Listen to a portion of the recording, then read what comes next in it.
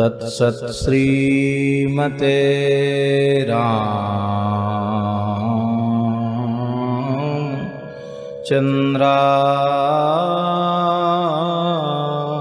नमः। श्री गणपतये नमः। कराग्रे वसते लक्ष्मी करमध्ये सरस्वती करमूले स्थितो ब्रह्मा प्रभाते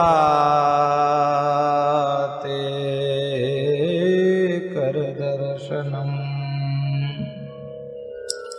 समुद्रवसने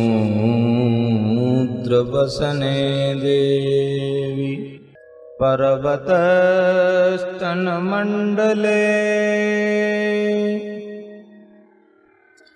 विष्णुपत्नि नमस्तुभ्यं पादस्पर्शं क्षमस्व मे। जयत्यतिबलो रामो लक्ष्मणश्च महाबलः राजा जयति सुग्रीवो राघवेणाभिपालितः।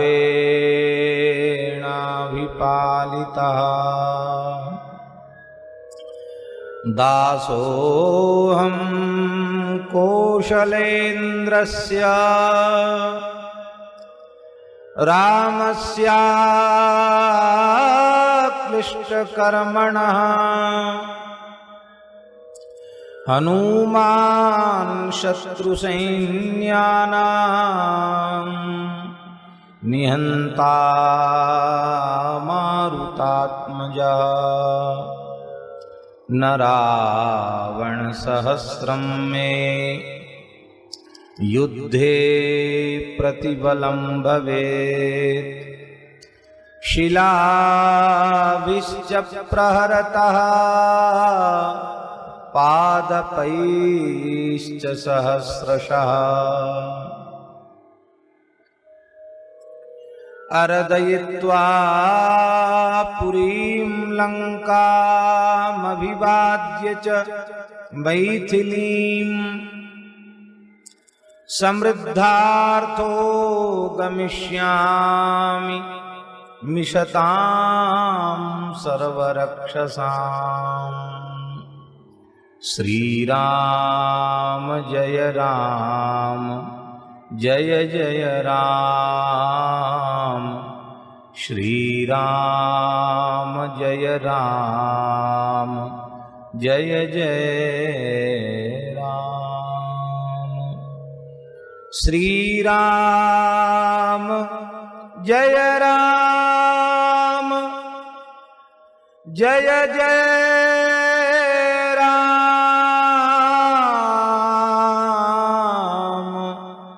श्रीराम जय राम जय जय राम।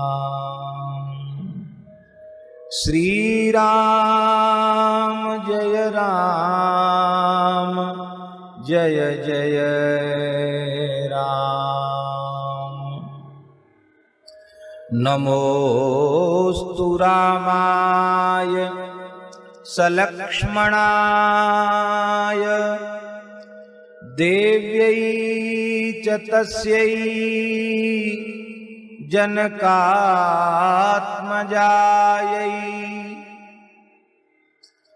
नमोस्तु रुद्रेन्द्रयमानिलेभ्यो नमोस्तु चन्द्रार्कमरुद्गणेभ्यः। नमोऽस्तु चन्द्रार्कमृदगणेभ्यः रामं रामानुजं सीतां भरतं भरतानुजं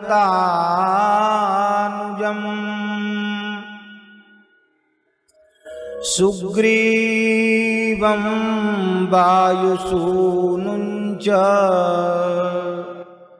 प्रणवामि पुनः पुनः सुग्रीवं वायुसूनुं च प्रणवामि पुनः पुनः उल्लङ्घ्य सिन्धो सलिलं सनीलं यशोकवह्निं जनकात्मजाया आदाय तेनैव ददा लङ्काम् नमामि तं प्राञ्जलिराञ्जनेयम् यत्र यत्र रघुनाथकीर्तनं तत्र तत्र कृतमस्तकाञ्जलिम् बाष्पवारि परिपूर्णलोचनं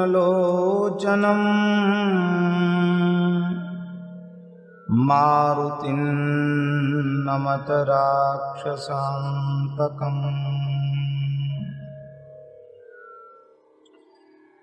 हनुमानञ्जने सूनुर्वायुपुत्रो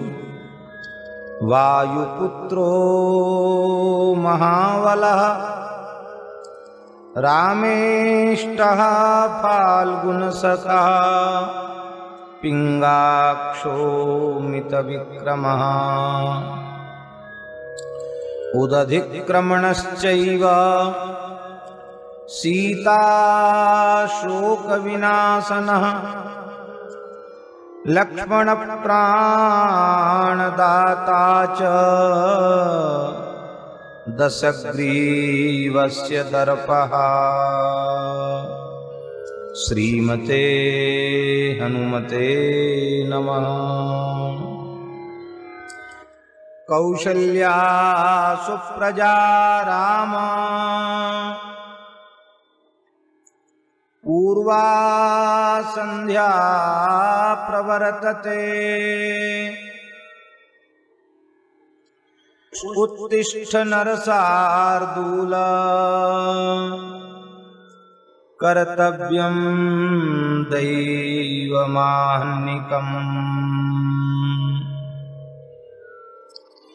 ज्ञानमुद्राधरं रामम् सच्चिदानन्दविग्रहम् ब्राह्मे मुहूर्ते चोत्थाय चिन्तयेद् रघुनन्दनम्।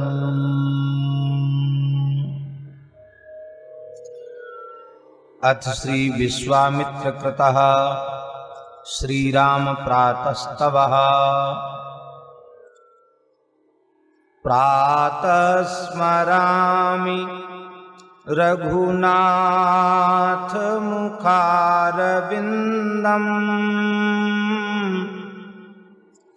मन्दस्मितं मधुरभाषि विशालभालम्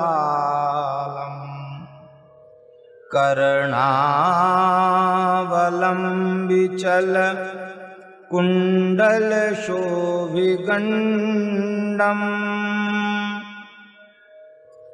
कर्णान्तदीर्घनयनं नयनाभिरामम्।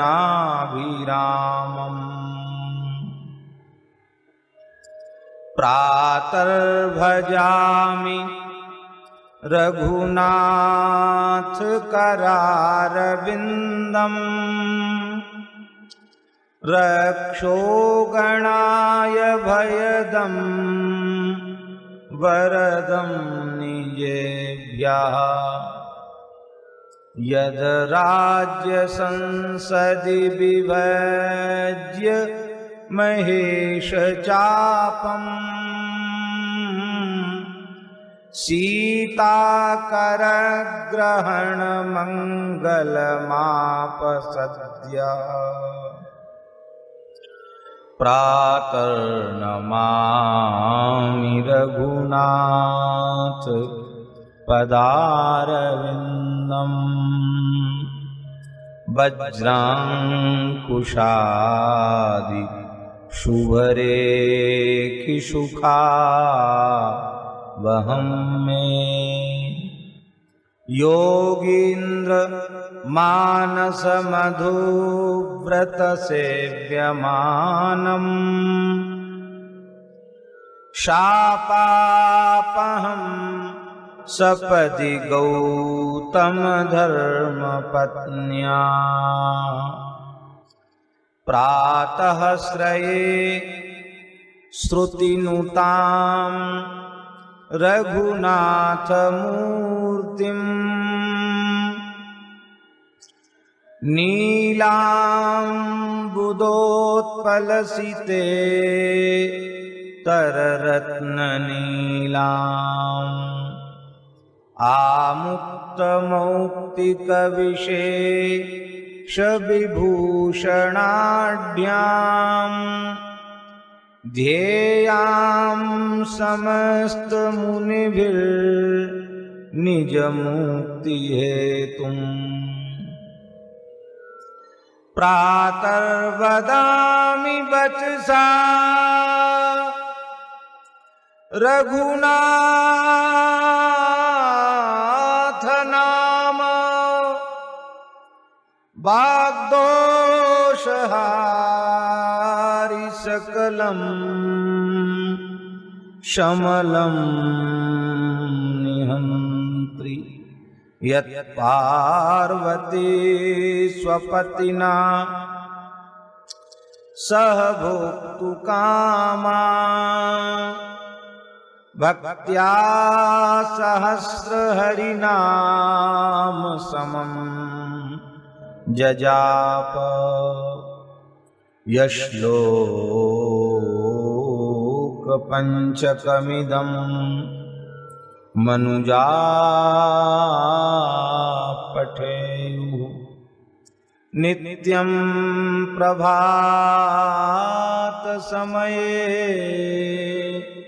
पुरुषः प्रबुद्धः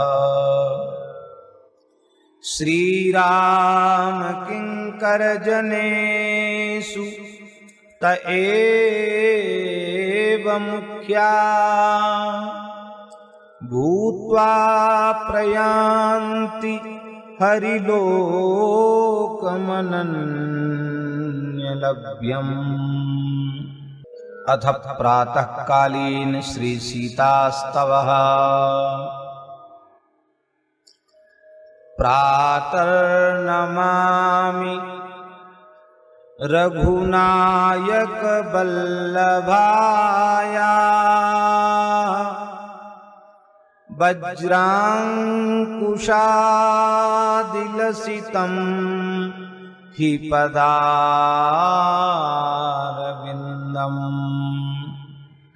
दिव्यं महामुनिमनो भ्रमराभिसेव्यम् पापापहं सुखदमुक्तिकरं प्रणामात्। प्रातर्भजामि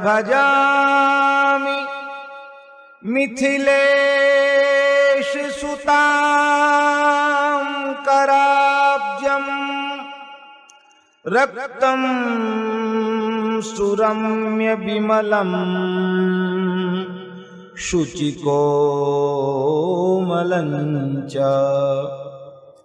आपद्गताभयकरं भयदं भयानामालम्बनं च वरदं पदमाश्रितानाम् प्रातः स्मरामि वसुधातनयामुखाब्जम् हास्यश्रिया विलसितं सुविशालनेत्रं मञ्जुस्वनस्य जनकं जन्मोदहेतुं बिम्बाधरं रुचिरकुण्डलरम्यगण्डम् प्रातःश्रयामि वसुधातनयां च दिव्यां विद्युल्लताद्युतिमतीं सुषमानिधानम् दिव्यैर्विभूषणपटैः सुविभूषिताङ्गीम् ध्येयामनुग्रहमयीं मुनिभिः सुमुक्त्यै प्रातर्वदामि मिथिलेश्वरकन्यकाया सीतेति नाम निखिलाघरं जनानाम् प्रेम्णा सकृच्च कथितं यमयातनाहृन् मुक्तिप्रदं सकलसौख्यकरं पवित्रम् वैष्णवभाष्यकार श्री वैष्णवाचार्य निर्मितं सीतास्तवमधीयानायान्तु सीता प्रसन्नताम्। अथ परमधाम श्री अयोध्याधिपपत्तिः श्रीरामसारसंग्रहे श्री अयोध्यायै नमः। श्री शरयूदेव्यै नमः। श्री कनकभुवनविहारिणे नमः। श्रीमते हनुमते नमः।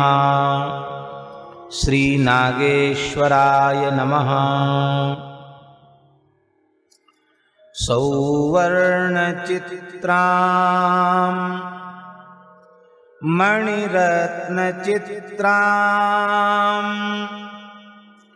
चिन्तामणीनां सुगृहैर्विचित्रां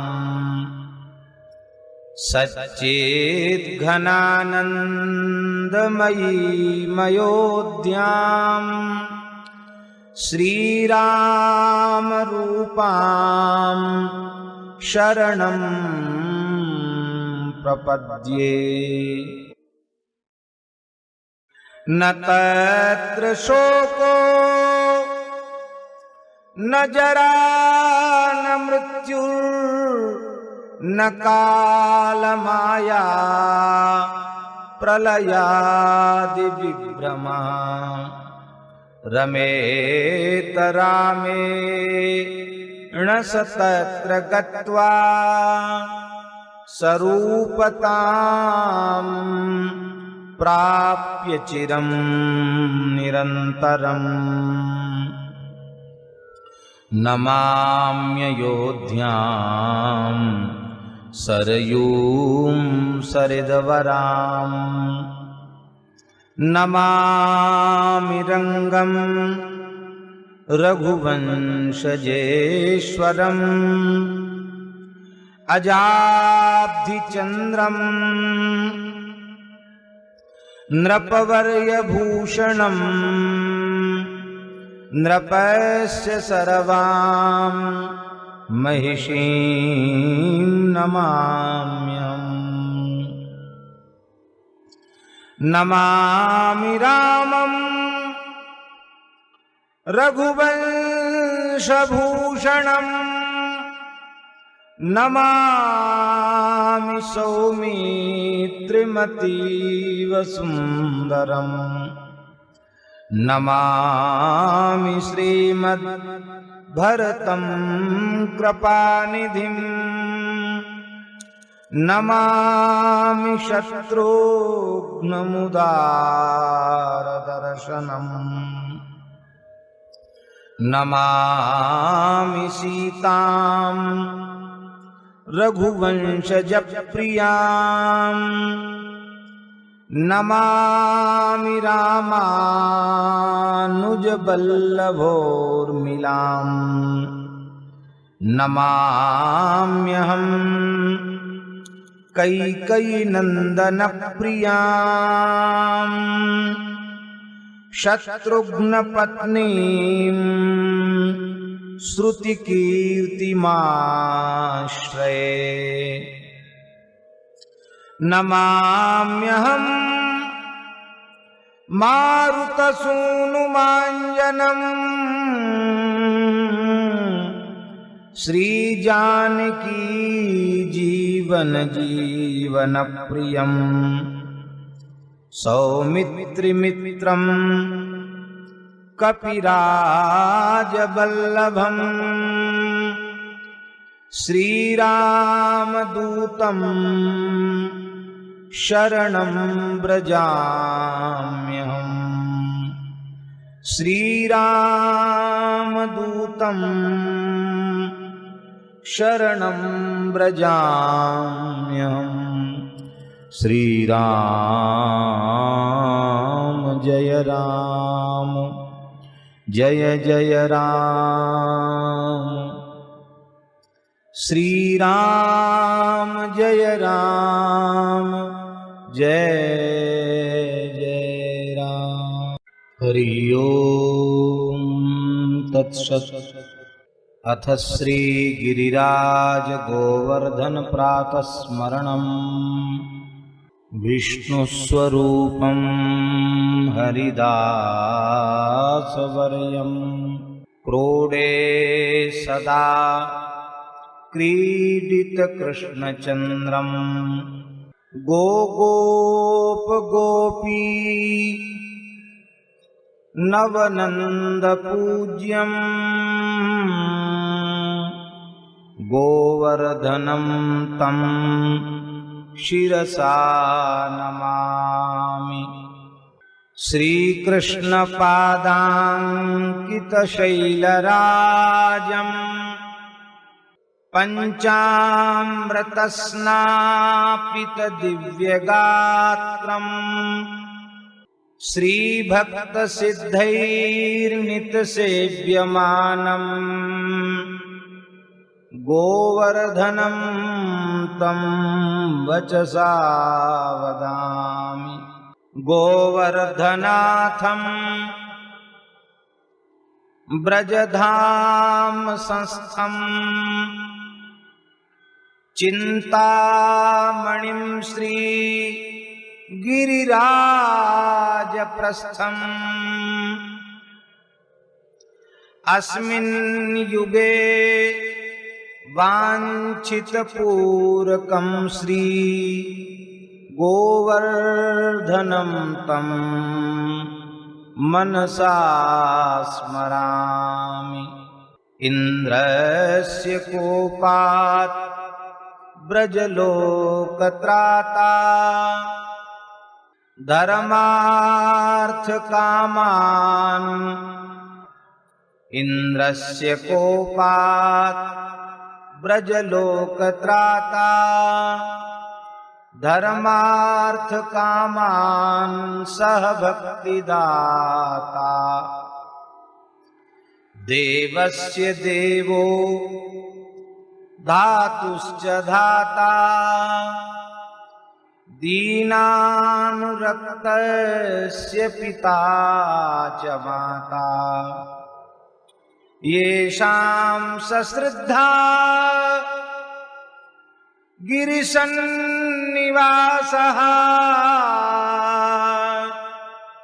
चित्तेषु तेषां हरिदेववासः कुर्वन्तु हे देवदया प्रयासः भूयास्म गोवर्धनदासदासा अनन्यभक्तास्तव पादसंश्रया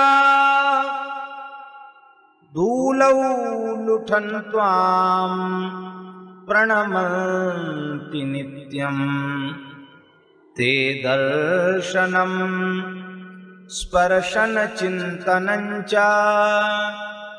प्रदक्षिणं कामदुघं प्रकीर्तितम् यथा तथा त्वामवलोकयन् प्रभो वदेम ते कीर्तिमनूदितां प्रियां गिरीश शैलेश नगाधिराज हे गणेश दासस्य शृणोतु प्रार्थनाम् गणेश दासस्य शृणोतु प्रार्थनाम्। इति श्री सद्गुरुदेव श्री गणेशदास भक्तमाली विरचिता श्री गिरिराज गोवर्धन स्तुति। हरि ओम तत्सत्। अथ वृंदावन स्मरणम्। राधा करावचित पल्लव वल्लरी के राधा पदांक विलसन मधुरस्थली के राधा यशो मुखर मत खगावली के राधा विहार विपिने रमतां मनो में राधा विहार विपिने रमतां मनो में राधा विहार विपिने रमतां मनो में वृंदावनं गोवर्धनम् यमुना पुलिनानि च वीक्ष्यासीदुत्तमा प्रीति राम माधवयोर्नृप। श्री ब्रजवसुंधरायै नमः। अथ श्री यमुना स्मरणम्। श्रीमद्वल्लभाचार्य महाप्रभु विरचित श्री यमुनाष्टकम्। नमामि यमुनामहं सकल सिद्धि हेतुं मुदा मुरारि पद पंकज स्फुरद मंदरेणुत्कटाम् तटस्थ नवकानन प्रकटमोद पुष्पाम्बुना सुरासुर सुपूजित स्मर पितुश्रियं बिभ्रतीम् कलिन्दगिरिमस्तके पतद मंदपूरोज्ज्वला विलास गमनोल्लसत् प्रकट गंध शैलोन्नता विलास गमनोल्लसत् प्रकट गंड शैलोन्नता सघोष गति दंतुरा समधिरूढ़ दोलोत्तमा मुकुंद रति बरधनी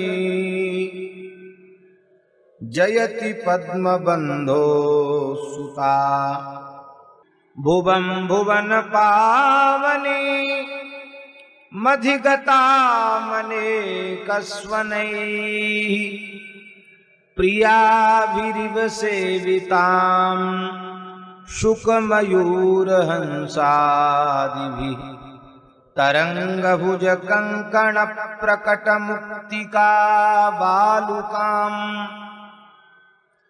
नितंब तट सुंदरीं नमत कृष्ण तुर्य प्रियाम् अनंत गुण भूषिते शिव विरंचि देवस्तुते घना घन निभे सदा ध्रुव पराशराभीष्टदे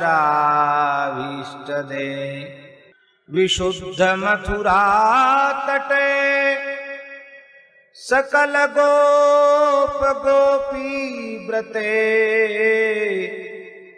कृपा जलधि संसृते मम मनः सुखं स्थीयताम् नमोस्तु यमुने सदा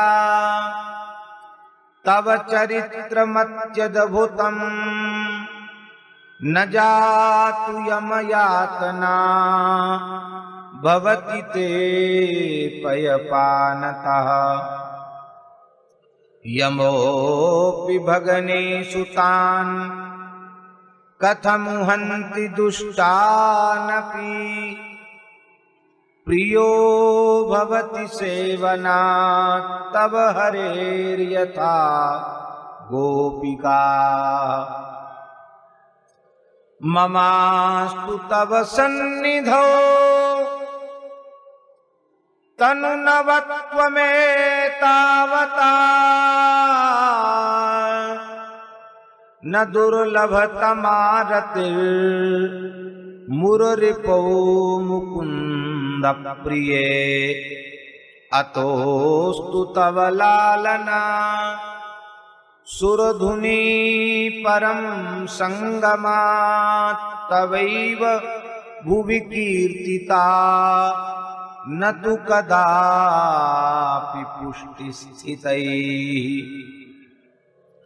स्तुतिं तव करोति कः कमलजासपत्नी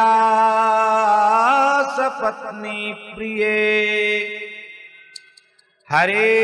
हरेर्यदनुसेवया भवति सौख्यमामोक्षतः इयं तव कथाधिका सकल गोपिका संगमस्मरश्रम जलाणुभिः सकल गात्र जय संगमः तवाष्टकमिदं मुदा पठति सूरसूते सदा समस्त दुरितक्षयो भवति वै मुकुन्दे रतिः तया सकल सिद्धयो मुररिपुश्च सन्तुष्यति स्वभाव विजयो भवेत् वदति वल्लभ श्री हरे हरिशरणं श्रीराम जय राम जय जय राम श्रीराम जय राम जय जय राम। अथ श्री सुरभि प्रातः स्मरणं श्री सुरभ्यै नमः। प्रातर्भजामि सुरभिं भवतापहन्त्रीं देवर्षिसिद्धनरकिन्नरपालयित्रीं ब्रह्मेश विष्णुमुनि मोहन हव्यदात्रीं कव्यप्रदां भगवतीं प्रणतोऽस्मि नित्यम्। प्रातः स्मराम्यघहरां जगदम्बिकां गामाश्रित्य विश्वसकलं लभतेऽर्थसिद्धिं। यस्याः पुरोद्भवरजः परमं पवित्रं गव्यं पुनाति भुवनं प्रणतोऽस्मि नित्यम्।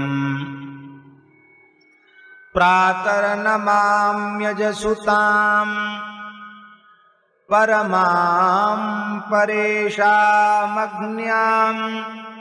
सुरासुरनुतां वरदां वरेण्यां।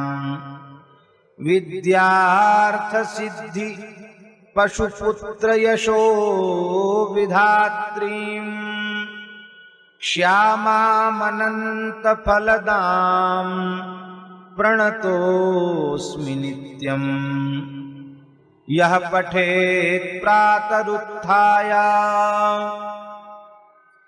गवां स्तवनमुत्तमम् सर्वसिद्धिकरे तस्य यशो विजयभाग् भवेत्। नमो गोभ्यः श्रीमतीभ्यः सौरभेभ्य एव च। नमो ब्रह्मसुताभ्यश्च पवित्राभ्यो नमो नमः। त्वं माता सर्वदेवानां त्वं च यज्ञस्य कारणम्। त्वं तीर्थं सर्वतीर्थानां नमस्तेऽस्तु सदा नघे। यया सर्वमिदं व्याप्तं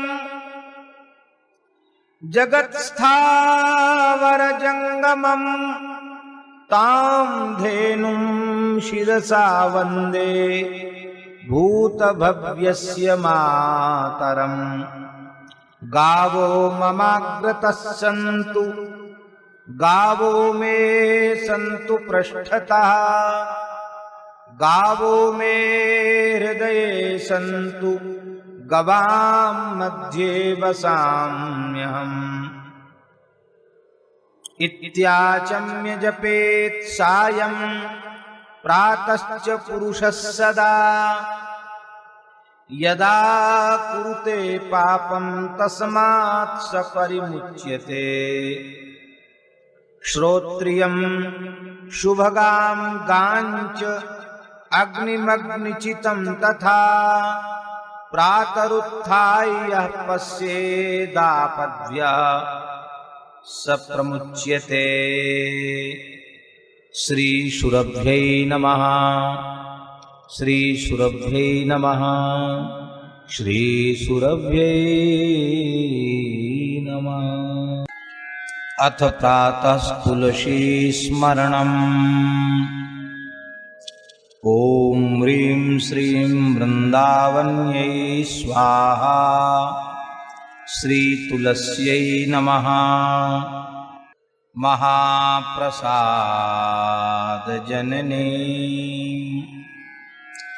सर्वसौभाग्यवर्धिनीं आधिव्याधहरां नित्यं तुलसी त्वां नमाम्यहम्। या दृष्टा निखिलाघसङ्गशमनीं स्पृष्टावपुष्पावनीं रोगाणामभिवन्दिता निरसनीं सिक्तान्तकत्रासिनीं प्रत्यासक्तिविधायिनीं भगवतः कृष्णस्य संलोपिता न्यस्तात् तच्चरणे विमुक्तिफलदा तस्यै तुलस्यै नमः। तस्यै तुलस्यै नमः। तस्यै तुलस्यै नमः। अथ प्रातः नारायणस्मरणम्। आचार्यमयूखे भगवान् व्यासः प्रातः स्मरामि भवभीतिमहार्तिशान्त्यै नारायणं गरुडवाहनमब्जनाभम् ग्राहाभिभूतवरवारणमुक्तिहेतुम् चक्रायुधं तरुणवारिजपत्रनेत्रम् प्रातर्नमामि मनसा वचसा च मूर्ध्ना पादारविन्दयुगलम् परमस्य पुंसः नारायणस्य नरकार्णवतारणस्य पारायणप्रवणविप्रपरायणस्य प्रातर्भजामि भजतामभयङ्करं तम् प्राक्सर्वजन्मकृत पापभयापहत्यै योग्राहवक्रपतिताङ्घ्रिगजेन्द्रघोर शोकप्रणाशनकरो धृतशङ्खचक्रः श्लोकत्रयमुदं पुण्यं प्रातः प्रीतः पठेन्नरः लोकत्रयगुरस्तस्मै दद्यादात्मपदं हरिः। अथ प्रातः गणेशस्मरणम्। सद्धर्मचिन्तामणौ प्रातः स्मरामि गणनाथमनाथबन्धुम् सिन्दूरपूरपरिशोभितगण्डयुग्मम् उद्दण्डविघ्नपरिखण्डनचण्डदण्ड माखण्डलादिसुरनायकवृन्दवन्द्यम् प्रातर्नमामि चतुराननवन्द्यमान मिच्छानुकूलमखिलं च वरं ददानम् तं तुन्दिलं द्विरसनाधिपयज्ञसूत्रम् पुत्रं विलासचतुरं शिवयोः शिवाय प्रातर्भजाम्यभयदं खलु भक्तशोक दावानलं गणविभुं वरकुञ्जरास्यम् अज्ञानकाननविनाशनहव्यवाः मुत्साहवर्धनमहं सुतपीश्वरस्य श्लोकत्रयमिदं पुण्यं सदा साम्राज्यदायकं प्रातरुत्थाय सततं यः पठेत् प्रयतः पुमान्। अथ प्रातः सूर्यस्मरणम्। सद्धर्मचिन्तामणौ प्रातः स्मरामि खलु तत्सवितुर्वरेण्यं रूपं विमण्डलमुचोऽथ तनुर्यजुंषि सामान्यस्य किरणाः प्रभवादिहेतुब्रह्यो हरात्मकमलक्ष्यमचिन्त्य रूपम् प्रातर्नमामि तरणिं तनुवाङ्मनोभिर् ब्रह्मेन्द्रपूर्वविबुधैर्नुतमार्चितं च वृष्टिप्रमोचनविनिग्रहहेतुभूतम्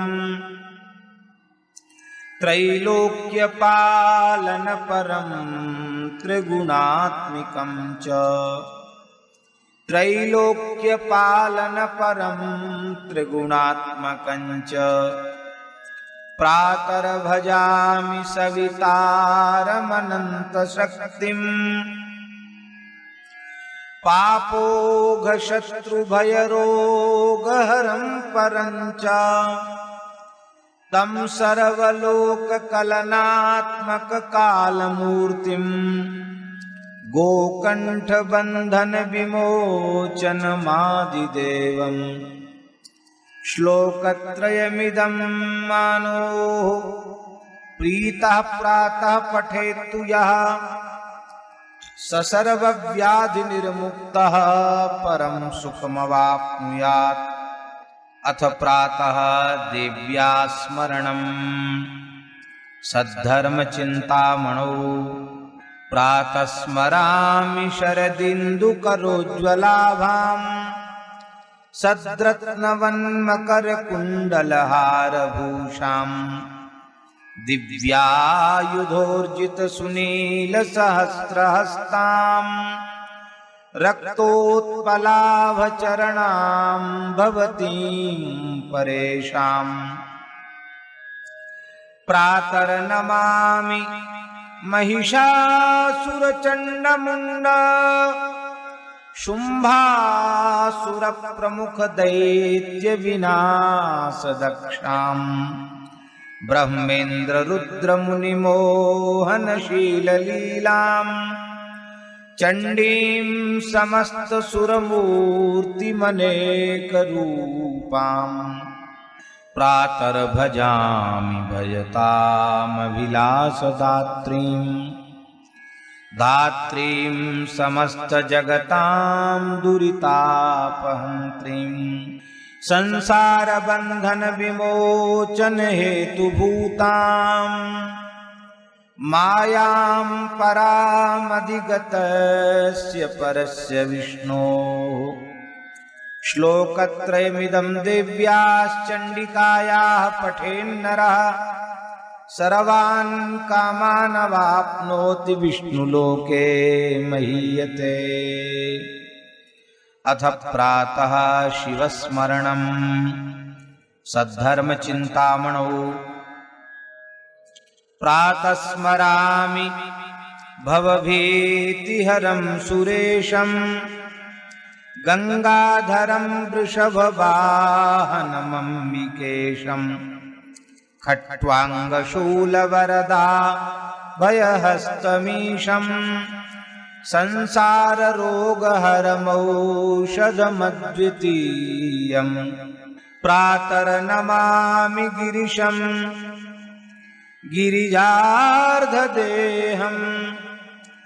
सर्गस्थितिप्रलयकारणमादिदेवं विश्वेश्वरं विजितविश्वमनोभिरामम् संसाररोगहरमौषधमद्वितीयम् प्रातर्भजामि शिवमेकमनन्तमाद्यं वेदान्तवेद्यमनवं पुरुषं महान्तम् नामादिभेदरहितं च विकारशून्यं संसाररोगहरमौषधमद्वितीयम् प्रातः समुत्थाय शिवं विचिन्त्य श्लोकत्रयं ये नुदिनं पठन्ति ते दुःखजाते बहुजन्म संचितं हित्वा पदं यान्ति तदेव शम्भो। अथ श्री प्रातः हनुमत्स्मरणं प्रातः स्मरामि हनुमन्तमनन्तवीर्यं श्रीरामचन्द्रचरणाम्बुजचञ्चरीकं लङ्कापुरे दहन नन्दितदेववृन्दं सर्वार्थसिद्धिसदनं प्रथितप्रभावम्। श्रीमते हनुमते नमः। वामन पुराणे प्रातः गृहस्मरणं ब्रह्मा मुरारिस्त्रिपुरान्तकारी भानुः शशी भूमिसुतो बुधश्च गुरुश्च शुक्रः शनिराहुकेतवः कुर्वन्तु सर्वे मम सुप्रभातम्।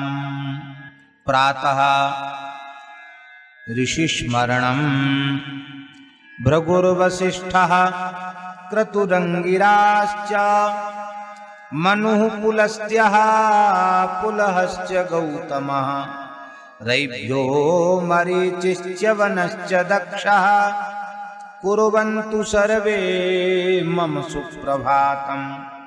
सनत्कुमारः सनकः सनन्दनः सनातनोऽप्यासुरी पिङ्गलौ च सप्तस्वराः सप्तरसातलानि कुर्वन्तु सर्वे मम सुप्रभातम्।